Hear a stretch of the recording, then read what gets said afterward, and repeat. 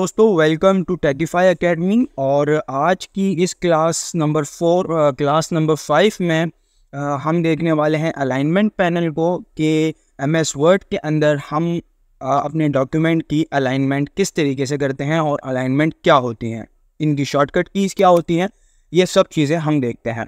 So I am here in MS word.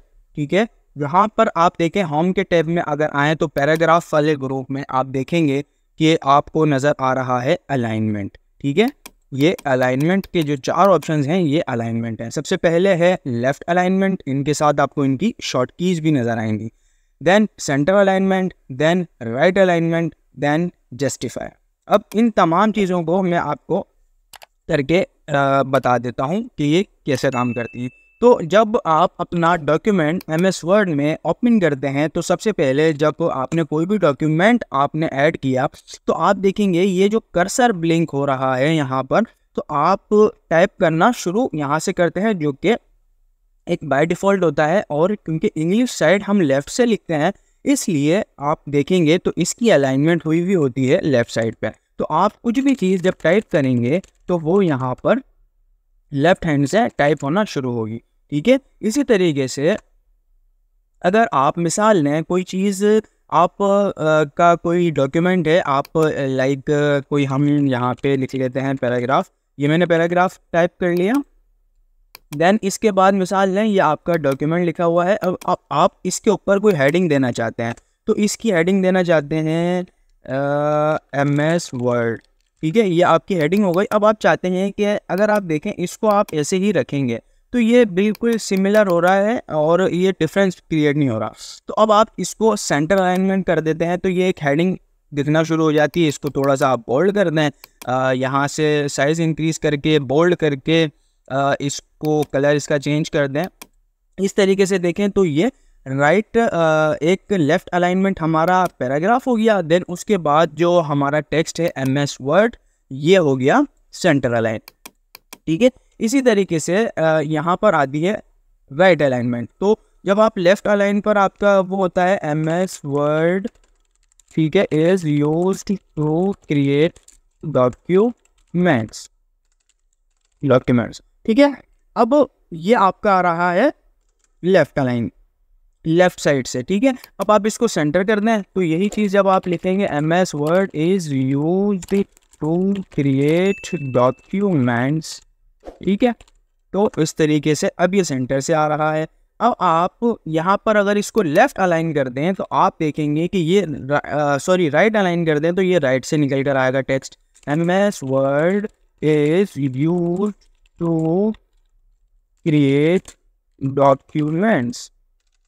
ठीक है, अब इन तीनों को अब आप ऐसा भी कर सकते हैं कि जब आप कुछ चीज़ टाइप कर रहे हैं तो उससे पहले आप इसको अलाइनमेंट इसकी सेट कर लें। नहीं तो आप चाहें तो आप पहले लेफ़्ट से ही लिख लें, लेकिन बाद में इसको यहाँ से सेंटर अलाइन कर दें, यहाँ से इसको राइट अलाइन कर दें। अब देखें तो यहाँ पर इनकी शॉर्ट कीज़ भी। अब आप अगर इसको यहाँ पर क्लिक करके इसको कंट्रोल ई प्रेस करें तो ये सेंटर अलाइन हो जाएगा। देन आप चाहते हैं कि इसको आपने राइट अलाइन करना है तो आप इसको कंट्रोल आर करें तो ये राइट अलाइन हो जाएगा। देन कंट्रोल एल करें, एल प्रेस करें तो ये लेफ्ट अलाइन हो जाएगा। तो इनकी शॉर्ट कीज़। अब देखें इसके बाद है जस्टिफाई। तो ये जस्टिफाई क्या है, अब मैं आपको एक चीज़ दोबारा से यहाँ पे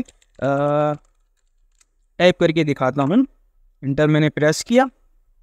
अब आप देखें ये जो यहाँ से अगर आपको दिखे ये डॉक्यूमेंट, यहाँ से देखें ये सारा का सारा जो टेक्स्ट है वो बिल्कुल लाइन से अलाइन हुआ है। ठीक है, ये पूरा बिल्कुल एक क्लीन रूलर इस पे लगा हुआ है, बिल्कुल एक साथ अलाइन है, कोई भी वर्ड एक भी दूसरे से आगे पीछे नहीं है। लेकिन आप इसी तरीके से राइट साइड पर अगर देखें तो ये कैन पीछे आ रहा है, फिर ऑनलाइन फॉर आगे, क्यों, यानी वर्ड्स जो हैं वो आगे पीछे निकल रहे हैं। तो इसको अलाइन करने के लिए बिल्कुल लेफ़्ट की तरह इसको भी अलाइन करने के लिए आप यहाँ से करते हैं जस्टिफाई।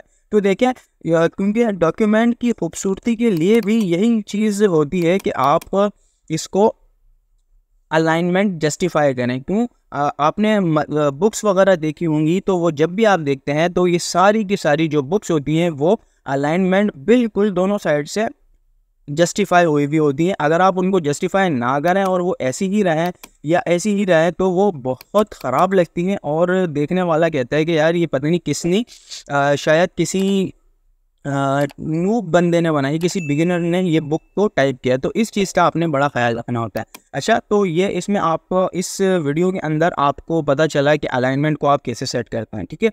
अब जो अगली क्लास है उसमें मैं आपको बताऊंगा इन पूरे MS वर्ड की शॉर्ट कीज़। तो इन शॉर्ट कीज़ के बाद जो है फिर हम फर्दर यहाँ पे पैराग्राफ के टैब में ही आगे मूव होंगे। फिर insert, design, layout, reference, mailings, review, view, ठीक है, इस तरीके से। अच्छा, इस क्लास में इस जो लेक्चर है ना, अभी जो हमारी जो 20-25 जो क्लासेस चलेंगी वो ऐसी ही होंगी कि उनमें हम सिर्फ टूल्स को सीखेंगे ना। अभी ये जो क्लासेस हैं यहाँ पर जो हम सीखने वाले हैं, इस सब के अंदर हम सिर्फ टूल्स को सीखेंगे। हम काम करना सीखेंगे जब टूल हमारे कंप्लीट हो जाएंगे। उसके बाद हम इसमें CV भी बनाएंगे, हम इसमें उर्दू डॉक्यूमेंट्स भी बनाएंगे, हम इसमें इंग्लिश डॉक्यूमेंट्स भी बनाएंगे, हम इसमें एप्लीकेशंस भी बनाएंगे।